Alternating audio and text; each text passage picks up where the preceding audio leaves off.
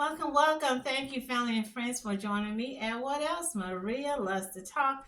How you guys and gals doing? Isn't that crazy? We're living in the last days, you guys.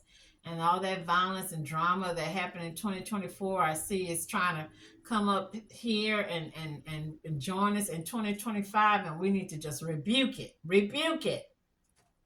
So again, I give out my love, prayers, condolence, comfort, and sympathy to the family, friends, to the city, to the officials. Okay, so what this video is about, again, as I shared in my previous videos, I'm about 40 some videos behind. That's right, about 40. So I'm trying to play catch up because there's so much to cover. You know the drill. Go get you some snacks. I don't know, turkey sandwich, tacos, tamales, boudin, gumbo, Lay's potato chips, cantaloupe. Come on back. If this video is not for you, you can make your own video. It's fun, it's exciting, it's good for the morale, it's good for the self-esteem, keeps you out of the store. Oh, hey, this is the time to go to the store now, because that's when the shopping, that's when the sales after Christmas. And this is when you get your TVs, because Super Bowl is right down the street. Talking about Super Bowl, I didn't know the lady. I think I just saw the mayor of New Orleans said that they're going to have their Super Bowl there. I don't know if it's going to be at the end of this month. I think it's going to be the first of the month. So they're going to have the Super Bowl. They're going to have a lot of things going on. We're just not a family of sports. We don't like being in crowds. I've always been, I'm not just real funny about crowds and stuff. So, but yeah. So without further ado, let's go ahead and get on with these videos, you guys. So again, I want to thank you, my new subscribers, for subscribing to Maria Loves to Talk. I want to thank my old subscribers who've been with me from the beginning. Thank you so much for your support. And again, I want y'all, I still think it's a good idea to do your New Year's resolutions. I'm wishing and hoping and praying that your dreams and desires this year will come true, whether that's you standing for your claiming your house, claiming that new car, claiming that your kids get through their college, claiming that vacation, claiming your new set of furniture. I am wishing and hoping and praying for you for the best. As they say, the best is to come. It's coming. It's coming. It's coming. Okay, so let's go ahead and get on with these videos, you guys, because it's so much I got to cover. Okay, so the first one here, WSAZ3, 2 men deceased after growing cannabis with bat, B-A-T, not the nagging bat from, Walking Dead, but, the bat, like the vampire bat feces as fertilizer. What? I ain't never heard this. I'm hoping that this got to be a joke. This can't be true. This got to be some kind of freaking joke. December 18, 2024, Rochester, New York. 2 men from New York have died after using bat feces as a fertilizer. According to a study published in Open Forum Infectious Disease, the Rochester residents died from pneumonia after the bat waste known as guano released a harmful fungus called Histoplasma capsulatum, like mentholatum capsulatum, that cause fatal lung infections. That sounds horrible, you guys. Gross. Researchers said one of the men, a 59-year-old, had purchased the bat guano from an online store, while the other, a 64-year-old man, had harvested a thick layer of guano in his attic where he had a bat infestation. Their deaths were not connected, but researchers said that this highlights a dangerous and growing trend of bat guano being used among cannabis growers. I ain't never heard of nothing like that. It sounds really gross. So these are two different men.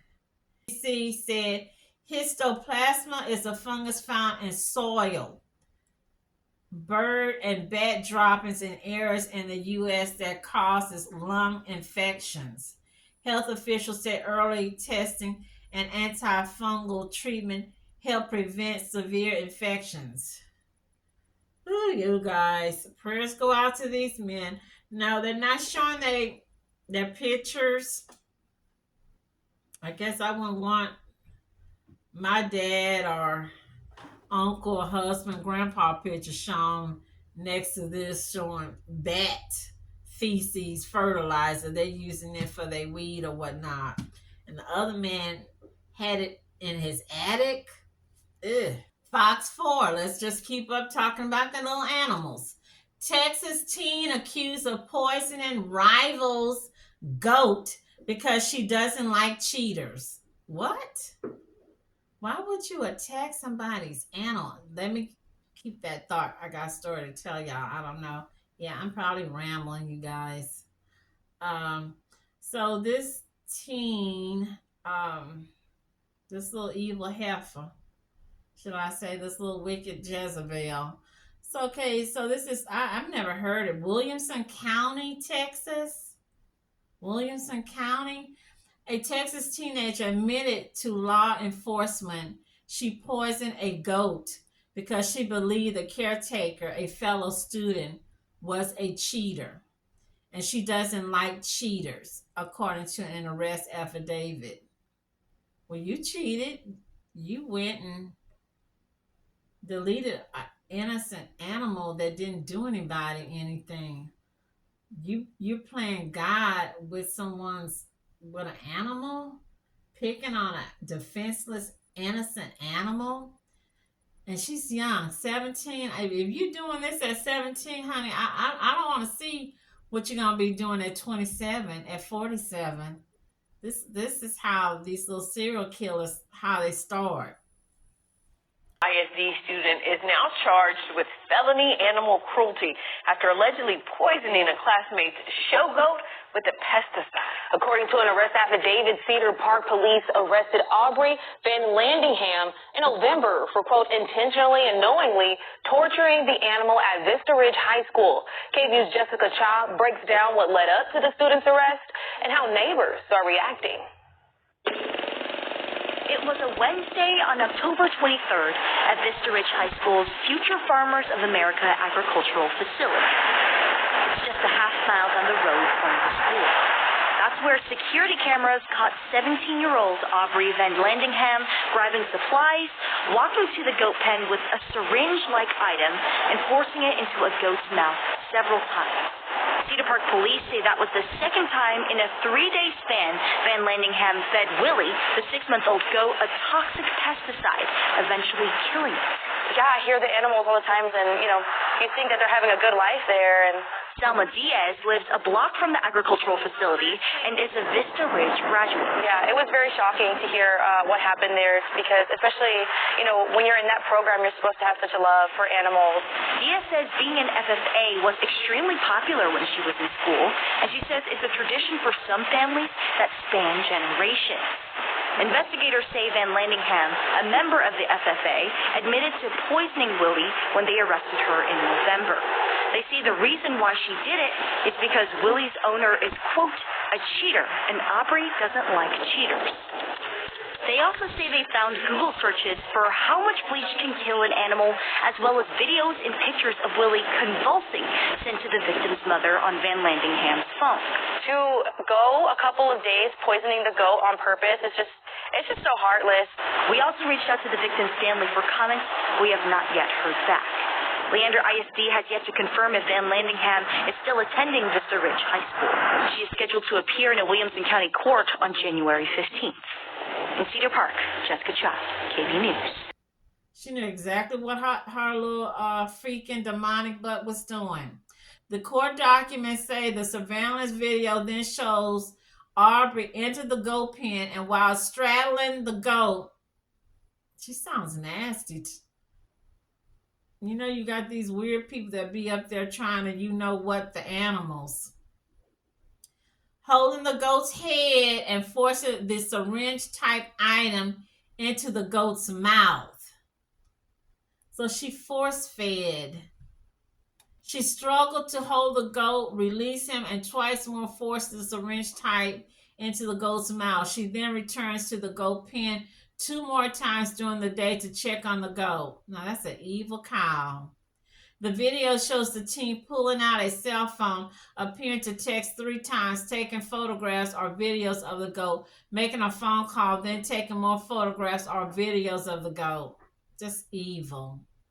Around 4 p.m., the owner and caretaker of the goat, a student at Vista Ridge, brought the animal to Sunset Veterinary Clinic in Dripping Springs for sneezing and diarrhea, coughing and shaking.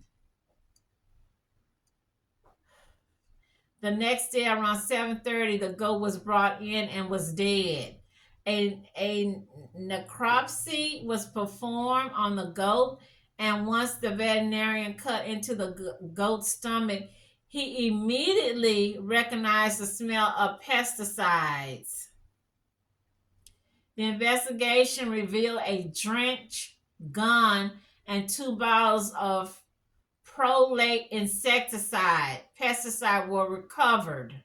Willie's caretaker told police Aubrey texted her and called her on October the 23rd saying Willie was acting funny, shaking, and not acting right. The caretaker says she then received video. Okay. While law enforcement interviewed Aubrey, she initially denied giving Willie pesticide, then confessed. She also told law she was not the first time she had tried to feed Willie pesticide and injected pesticide into Willie's mouth about 3 days before the incident. Wow. The investigation also revealed Aubrey's phone search history, which included how much bleach can kill an animal. If goats inject bleach, do they die? Poisoning pests, what should you know? Can straight bleach kill goats? How much bleach kills a goat? And how to clear search history. A warrant for Aubrey's arrest was issued and she was booked into the Williamson County. She has since bonded out and is expected to appear in court January the 15th. No. Prayers go out to the animal, the goat, and all the animals that have been abused, have been deleted like this, and just wicked people who think that they can get away because it's an animal, it's a creature. She shouldn't have been bonded out. I'm sorry. I'm tired of seeing the affluenza treatment given, especially, when it comes to, how should I put it? This would have been a kid in the hood, the barrio, inner city. They little butt would have still been there. And I noticed they didn't tell us how much was the bond. I wondered, did they handcuff her? I wondered, did they hog tie her or drag her out of there? Who are the parents? Who's raising these little monsters? Who's raising these little wenches? Who's raising these little heartless, evil predator, Jeffrey Dahmer, I don't know, devils? Because she's obviously, most likely will graduate. They never learn. They never learn from these things. So if you think they're going to learn and do better, you're wrong. I'm letting you know in advance. Moving on. Now we're talking about bleach. Let's just go on. 19 News. Cleveland man wanted for allegedly using bleach during domestic attack. Hey, you guys, you use bleach to disinfect your tub, your toilet, your sink, your I don't know, vinyl floor. I don't know if you can put it on tile or concrete, but no, you don't go around throwing bleach on people, on animals. injecting animals. Talking about the animals, yes, I'm fixing to ramble. I'm fixing to ramble. Story this man told about when they were sharecroppers. I don't know what town or what state it was in, how the man, the black man's donkey or mule that he used for his plow was poisoned. Someone came on his land in the middle of the night because he was known for having the best organic fruits and veggies and whatnot, and they poisoned his animal. And the man who did it lived in the farm next door, further down, and yes, it was a white farmer. And the little boy, his son, is basically the one telling the story, and that he was friends with the little boy, the little black boy. They were friends, best buddies. They hung out, and he had came home that day, crying, basically, telling his dad, so and so gonna have to move because that his daddy's horse uh, died, and he has no way to work the farm. And his father never looked him in his face. He said, the man saying that his daddy looked down the whole time and said, well, you can't let them, I don't know if he said you can't let them, or you can't let anyone be better than you. I think they can be better than you. And then I guess it didn't click to the little boy at that time. And then when he walked away and he thought, my daddy went in the middle of the night, left our farm to go to my friend's daddy's farm and poison their only horse, their only animal that they used to plow the land. Can you imagine growing up as a kid, growing up as an adult, and you thinking, my father did this? Yeah, I just had to throw that one in, you guys. And it is time for Cuyahoga's Most Wanted. Every week we partner up with Cuyahoga County Sheriff's Department as well as Crime Stoppers of Cuyahoga County to try and get some fugitives off our street. This is a chance to make our community safer and perhaps make you some reward money. Let's get to Detective Red Dyer. We work with Red just about every week here. Detective, how are you this morning? Doing fantastic, Dan. How about yourself? Made it to work safe despite the road conditions. Yeah, a little rough out there today, to say the least. We hope everyone is safe, whether they're at work, decided to stay home. That's the most important part. Next, Red, let's talk about why we have this partnership, probably going on multiple years that we've been first case, and that is Walter Saffo. What do we know? Well, Dan, what we know about Mr. Saffo is that according to reports in November of this year, he punched, kicked, and strangled the victim. He didn't stop there, though, Dan. He also burned them with bleach, a chemical agent. Walter has a history with the Sheriff's Department for domestic violence due to a 2023 guilty plea. And according to court documents, the victim suffered internal bleeding in that incident. So we're talking about something very serious, Dan. Mr. Saffo may be affiliated as well with the Heartless Felon Street Gang that we've discussed. He's approximately 5'8" and 152 pounds and was last known to be staying in the 15,600 block of Terrace Road in the city of Cleveland. And look, we get it. People may not want to have anything to do with the member of the Heartless Felons Gang, but that's why this program works. And we're going to talk about it more in a little bit. If you know where Mr. Saffo is, it's going to be an anonymous phone call. He's never going to find out it was you. And think about getting somebody like that off our street, somebody who's accused of using bleach. He's already beaten them. He's already strangled them. That wasn't enough. Poured bleach on them to try and burn them. Why is that someone who should be on our street? That is someone who needs to be in a courtroom, not enjoying their freedom, innocent until proven guilty. But let's get them behind bars. Let's get them in front of a judge and see if they did that crime and if they need to do the time. Next up. Because attack in the latest case where he is the list of charges. Ooh, golly. Burglary, felonious assault, strangulation. I don't know what this is. X2, domestic violence. Saffo is 5'8", 152 pounds, and was last known to be staying they giving these addresses like we know where it's at, like we're gonna actually get in our car and drive over there. Anyone with information on Saffo's whereabouts should contact Crime Stoppers at 216-252-7463. Wow.